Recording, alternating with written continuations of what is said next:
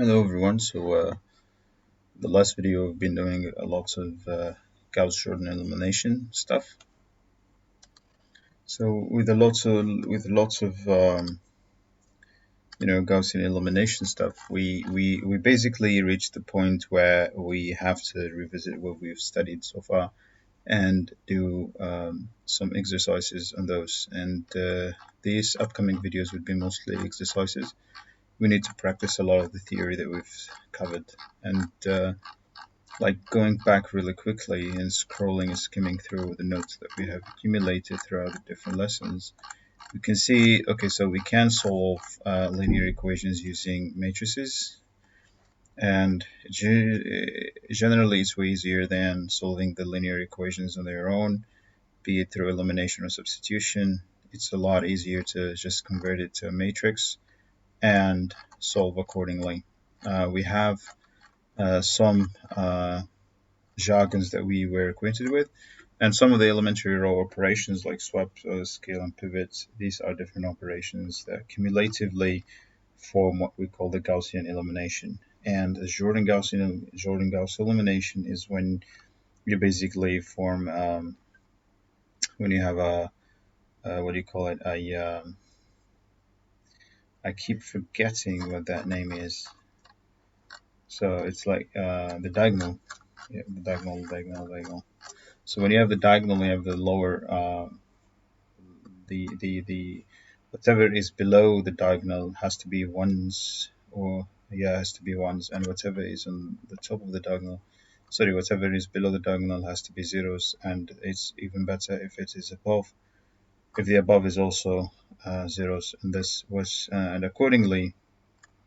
So if we can look here, so whenever you have a zero, you're basically rotating around the axis, that is um, that represents that. Like what I'm trying to say is, in this case, you have a one is an x, so x is one, and the rest are zeros. So this plane is actually parallel to the other. Is actually parallel. Sorry. So yeah, it would actually be parallel to the other two axes. And this is what you can see here. You have x being 0 and 0 being 0, so it has to be parallel to both x and y. So the value has to be around z, so, and this would be, so it's parallel to the y and parallel to the x. And then you can also, when you do solve these problems, usually when you do the substitution and elimination, you can either have a one solution or many solutions, or infinitely many solutions, or no solution whatsoever, or a single solution set. Anyways, either case, whatever it is, whatever you're trying to solve, is generally the same deal. Yeah. So Gaussian reduced echelon form, you're basically ensuring that everything is zeros unless you have an extra column, and that's when you get the free variables, and either say a column without any leading one, then that column is called a free column. We really need to do a couple more exercises on this. We've got several other concepts that we've covered that we're just skimming through. We're just recovering really fast. And one thing that we were also acquainted with is that how a dependent solution becomes an independent solution, covering the same solution sets, because two planes will basically overlap each other. Then there are several other concepts that we can cover later on as we revisit all these again. So before going any further into this topic, I've got a few topics that we will be going through. So it's basically a revisit of what we've covered so far, and in that sense, we will. So we have systems of linear equations. I think it's the same subject, the same topic to this. Yeah, we've already talked a lot about this, and that we have a slope, and we've already covered this. Solve linear equations. It's either substitution or elimination. And then you've got the 2 dimensions and 3 dimensions.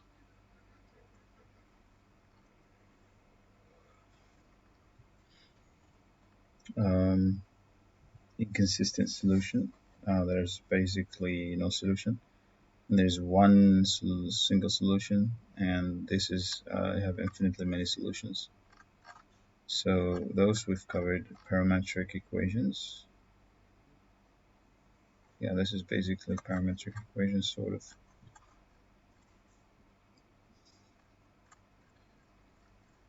Talks about the substitution. Also into illumination, and nicely done. I like how he added these, just like instead of it writing it down, but it's also nice. Come on, scratch it, scratch the paper. So it's done it on purpose. Anyway, we should solve these problems later. So the next topic is. So we also need to. So the prerequisite of this is also matrices. So we know this is a matrix. We've got 2 rows, 3 columns, and this is the order of this is actually 2 by 3. 2 rows by 3 columns. Now, we did not cover the operations done on a matrix, but I think we should be doing that because before going through elimination, we really have to. Okay, let's go through this. Adding 2 matrices, add the number in the matching position. So 3 plus 4 will get you 7, and 8 plus 0. So each element should be added to its matching element. Now these are equal orders. I could imagine if it's not equal orders, that would be a tough one to do, right? The 2 matrices must be the same size. The rows must match in size, and the columns must match in size. A matrix with 3 rows and 5 columns can be added to another matrix of 3 to 5. But it could not be added to a matrix of 3 rows or 4 as the columns don't match. So addition needs to suffice. I think we need to start adding more information to this. So we jump directly into reduced echelon form and elimination and substitution. Well, we should have like at least covered the little bit basics of addition, subtraction, and multiplication. So we should be right about here. Okay, so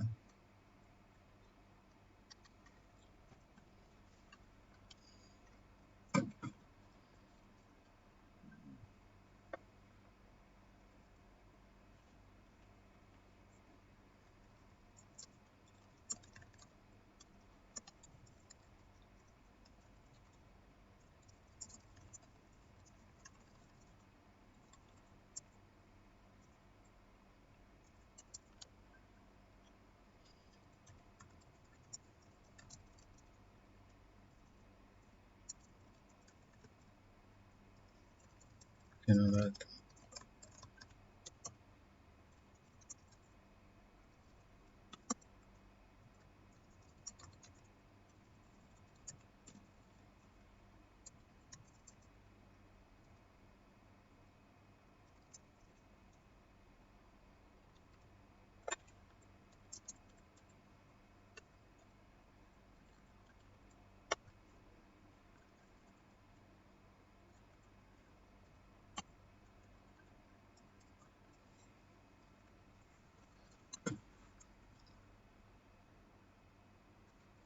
So yeah, if we could, it would do us a lot of good. So that is, get this and have this right about here.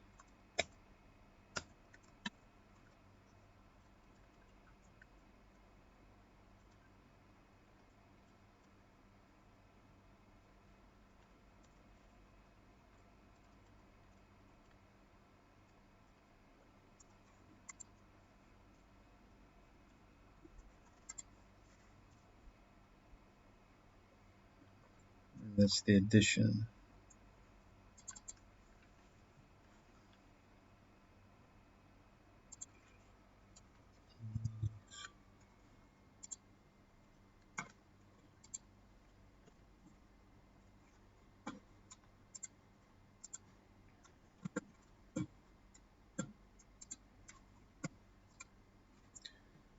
So that's that. The negatives. So the negative is also simple. Negative, so you apply the negative to every single element, subtracting. So subtract two matrices, subtract the numbers in the matching positions.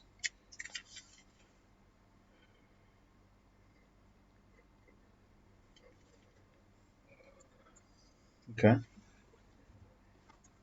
That's an easy thing to remember, I hope. Defined as under the addition of the negative of a matrix. Okay, interesting. Multiplying by a constant, you would definitely multiply the constant by each and every element within the matrix. Awesome. We call a constant a scalar. Yeah, so officially this is called scalar multiplication.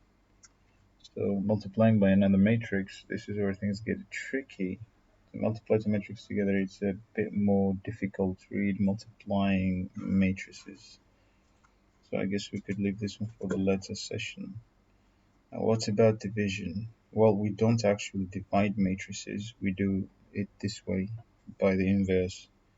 We multiply what B1 means, the inverse of B. Okay, we could note this one down for future reference. So there's no division with matrices.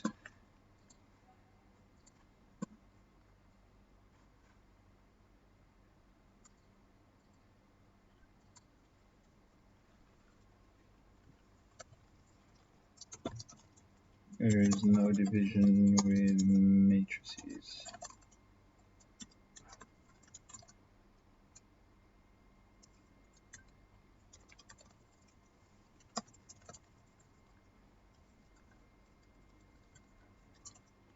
By the inverse or something like this.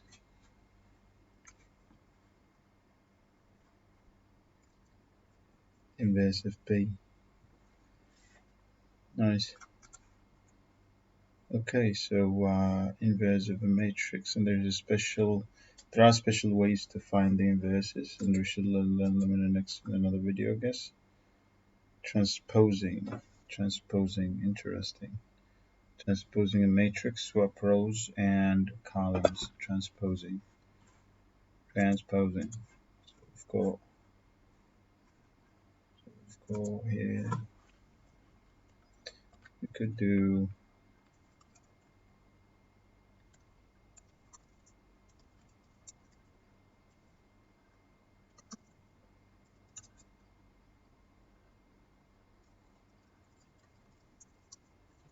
converting it, or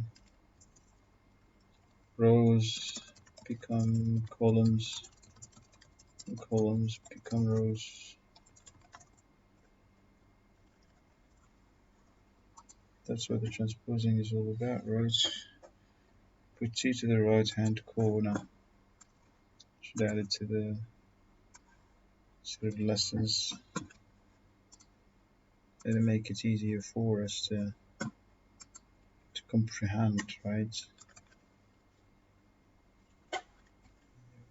This block. Well, it shouldn't really matter having more blocks given we are already subscribed to this. But anyways, so matrix is usually shown by a capital letter. Each entry is shown by a lowercase with a subscript row column. Rows and columns. So which is the row and which is the column? Rows go left, columns left, right, columns up, down. Yeah, so you've got these rows and columns. Columns go up and down. We have an example here. Here are some sample entries. So we've got 6, 4, 24, 1, negative 9, and 8. B11 is 6, B1 3. So row 1 element, the third column, that's 24. Nice. So let's start with the questions and see. Let's do one or two questions. Shouldn't be a huge problem for us though. Should be rather straightforward. And we seem to have a problem with the connection. Oh, which I don't actually. It might be a little bit slow today, but I think we can manage through. Anyway, so we need to solve these problems. So let's do this, the addition of this. So 2 minus 1, that's 1. That's 1. So we've got these three options. Then minus 3, minus 5, that's minus 8. So we've got these two options, B or C. Minus 4 plus 3, that's minus 1. And definitely that's a 0.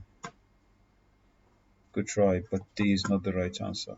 This question, that was a silly question with a silly mistake, but we shouldn't do that again. So we have 2 minus minus 1, that's actually 3. Then minus 3 minus minus 5, that's actually 2. Got 3 and 2. Okay, so A and D.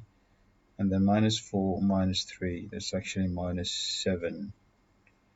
Okay, 2 minus minus 2 plus, so 4, that's an A. This question. So now we can do the addition given there, the same length, 3, so that's a 2. Then we need a negative 1 to a negative 1. Then we need a 6 to negative 1 and 6. So we've got these three options. And then we need a 0 here. Minus 1, minus 5, that's a minus 6. So we've got these two options here. And then 4 minus 2, that's actually 2. And then 6 plus 3, that's actually a 9. So we've got a B here. Moving on, so with 3 minus minus 1, that's actually a 4.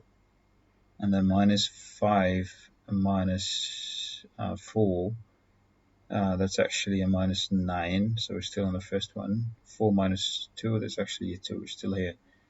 Minus 1 plus 5, that's actually a 4. We're still here. 4 minus minus 2, that's a 6. And then 6 minus 3, surprisingly, this is A2. What is the transpose of the matrix? Transpose, we've got this be the row, so we need to look at here. So this is the one. Transpose. It's like you transpose, you change your pose. I don't know what that means anyway. What's the transpose of this matrix? So we need to have 2 minus 1 minus 3 as a row.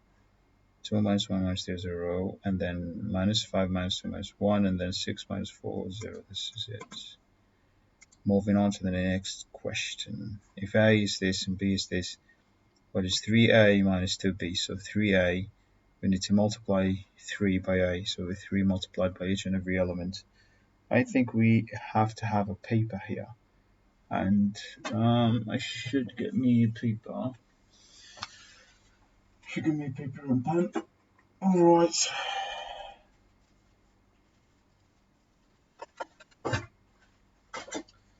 Looking at these problems, we should be able to get you a list of, okay, so let's do this. So 3 months there, so we've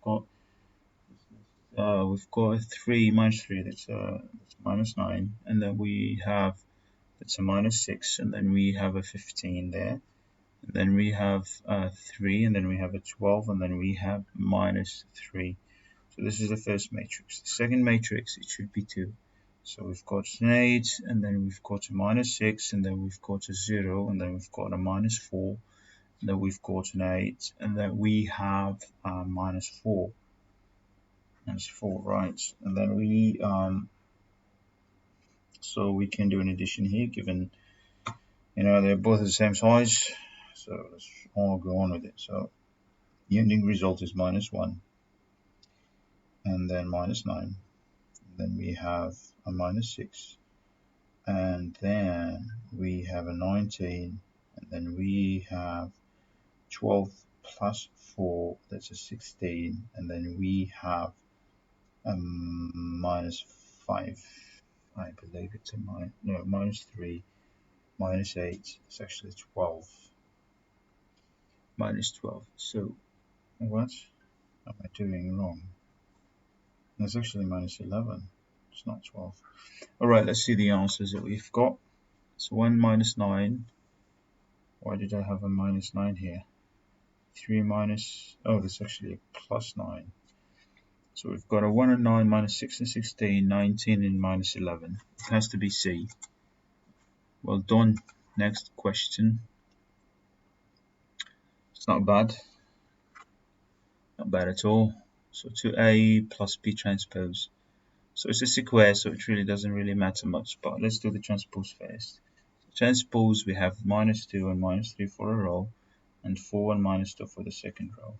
As for the first matrix, there's an addition there. That's a 2. So we have a 4 and a 2, and then 2 multiplied by 5. That's a 10 and -6. Now, solving this, we have 4 minus 2. We've actually got a 2.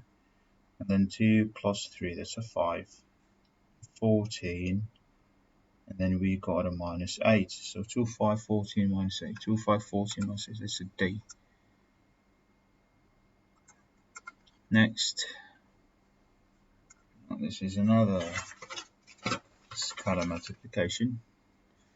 So there is no transpose here, but let's do the first matrix. So the first matrix, we have a 2, that's a 2, and then we have a 4, and then we have a -6, then we have a -10, and then we also have an 8, and then we have a 4, plus 5 multiplied by second, so we have -10, and then we have a 30, then we have a 20, then we also have a -5, and then we have a -10, and then we have a 15 over there. So let's do an addition. So we've got, well, the remainder here is -8, 30, that's a 34, and then -6, and then we have a 14, and then we have a -10 plus 5, that's actually a -5, and then 8 minus 10, that's actually a -2, and 4 plus 15 is actually a 19. So it looks like we are, so -10, -15. So it looks like we have a C here, but with a -8. So it looks like it's a B. Yep, it's a B. And then the last question, let's see how that really turns out to be. So we have a tricky one, a bit of a tricky one. It's not really a tricky one. Let's do the transposers first. So 1 and 4, and then we have a 2 and -3.